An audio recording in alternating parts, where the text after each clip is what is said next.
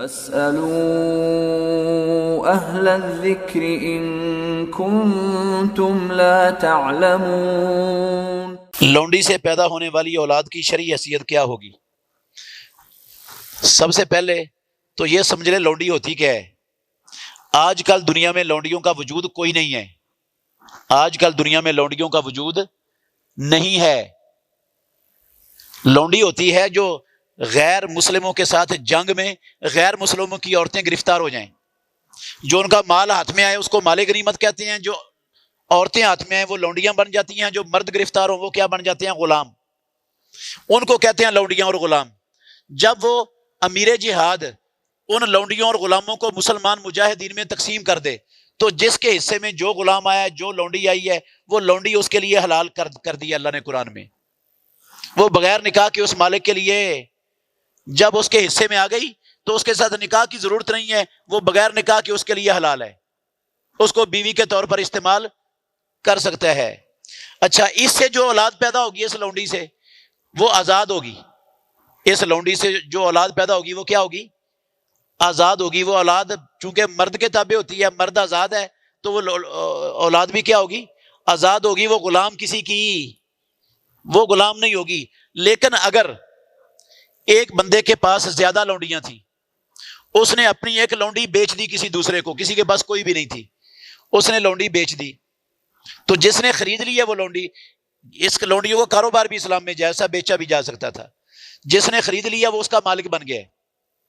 وہ اس کے لیے خریدنے کے بعد بھی کیا ہو گئی ہے؟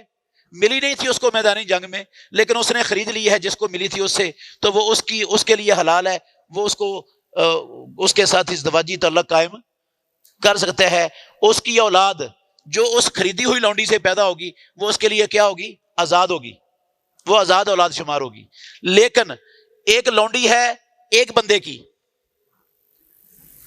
اس نے بیچا نہیں ہے، لیکن اس لونڈی کی اپنی لونڈی کی شادی اس نے کسی دوسرے مرد کے ساتھ کر دی ہے، اپنی لونڈی کی شادی اس نے کسی اور مرد کے ساتھ کر دی ہے۔ یہ جائز ہے اسلام میں۔ ایک بندہ اپنی مملوکہ لونڈی کا نکاح وہ نہیں رکھنا، اس کو بیوی کے طور پر نہیں رکھنا چاہتا تو اس کا نکاح کسی دوسرے مرد کے ساتھ کر سکتا ہے۔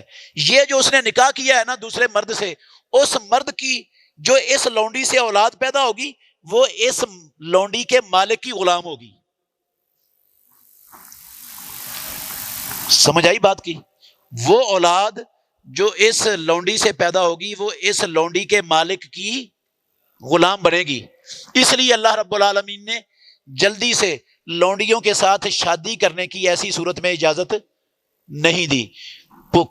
قرآن مجید کے 5ویں پارے کے پہلے صفحے میں اللہ رب العالمین نے فرمایا کہ اگر بندہ بدکاری کا اس کو خدشہ ہے کہ بدکاری میں مبتلا ہو جاؤں گا اور آزاد عورت کے ساتھ اس کے پاس شادی کرنے کی استطاعت نہیں ہے اور خطرہ شدید ہے کہ وہ بدکاری کا ارتکاب کر بیٹھے گا، تو ایسے بندے کو اجازت دی ہے وہ لونڈی سے نکاح کر لے، اس شرط کے ساتھ، بغیر اس شرط کے وہ پسندیدہ نہیں ہے لونڈی کے ساتھ، کسی کی لونڈی کے ساتھ نکاح کرنا، کیونکہ اس کی لونڈی کے ساتھ آپ نکاح کریں گے تو اس لونڈی کے بچے اس کے مالک کے غلام ہو جائیں گے۔ تو اسلام اس طرح غلامی کے اندر اضافہ کرنا، غلام پیدا کرنا اسلام میں یہ پسندیدہ چیز نہیں ہے، اس لیے اسلام نے اس کو پسند نہیں رکھا ہے۔ لیکن مجبور آدمی کے لیے اس کی اجازت دی ہے، مجبوری کی صورت میں وہ کسی دوسرے کی لونڈی سے نکاح بھی کر سکتا ہے۔ سمجھ آ گیا مسئلہ؟ صدقہ جاریہ حاصل کرنے کے لیے اس ویڈیو کو لائک، کمنٹ اور شیئر کرنا مت بھولیں۔